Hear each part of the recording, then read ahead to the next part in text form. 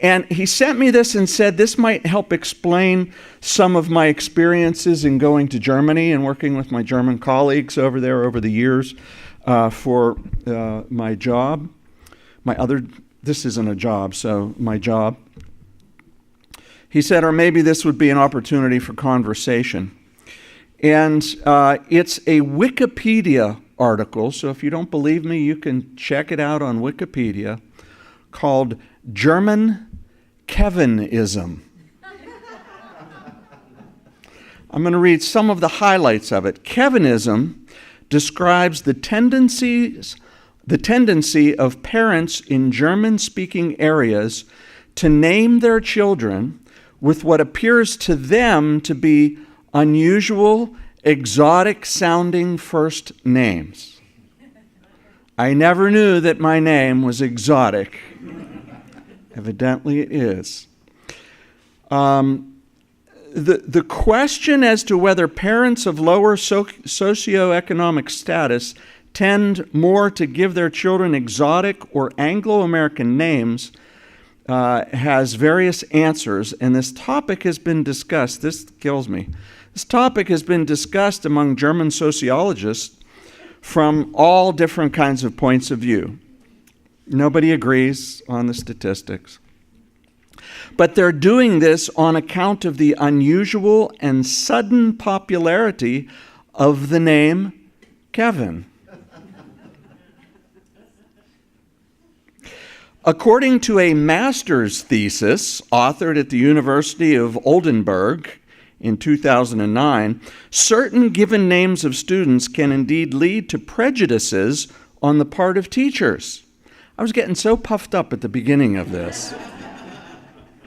For example, the name Kevin given to a German child indicates to German teachers that such a student is prone to behavior consistent with an intention to gain more attention,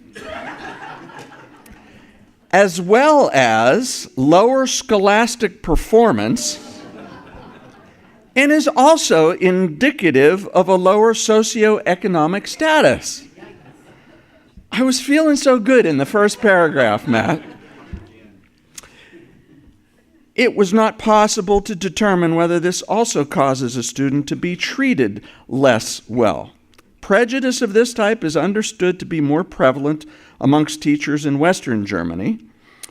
English or otherwise exotic given names are often understood/stigmatized in the old states of Germany to be typical OC, which I didn't get the translation of that. I probably don't want to know what it is.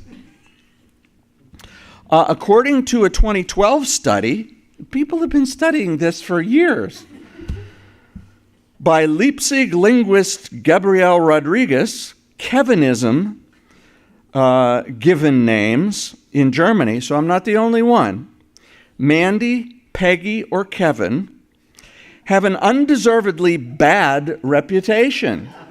Okay, now I'm starting to feel good again, because it says statistics analyzed by her former students at the university prove, according to this name expert, that by now there are many college and university graduates bearing such a name. Amongst German academics with the given name Kevin were found in the data set. One could see doctorate degreed chemists, theologians, and Germanists. And I'm not sure what a Germanist is. Feeling pretty good, the next paragraph came along. The word alpha Kevin, combination of alpha male and the given name, as being representative of a particularly intellectually challenged young person, was for a time at the top of the list, which was the subject of a 2015 online poll for the word of the year in Germany, and particularly the youth word of the year. However, it was struck from the list of suggestions on account of being discriminatory to people bearing the name Kevin.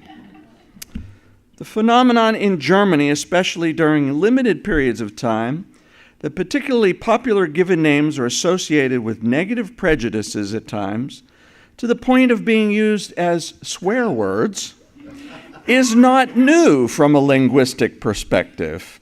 In the past, this was the case as an example for given names including Horst, Detlef, Uschi, and Heine.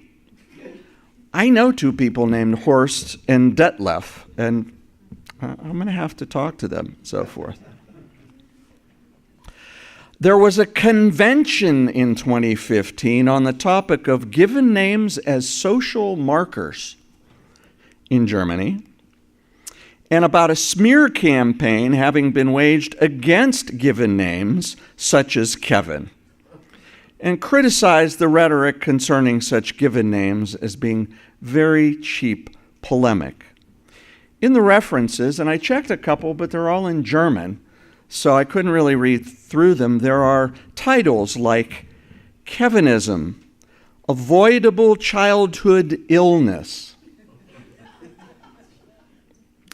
Kevinisms as an avoidable childhood illness. This one really got me, by Oliver Trenkap in Der Spiegel in 2009. Kevin is not a name, but instead a diagnosis. I have a disease. I have more than one disease, evidently. Hey, don't laugh. Your name might be on this list someday, right?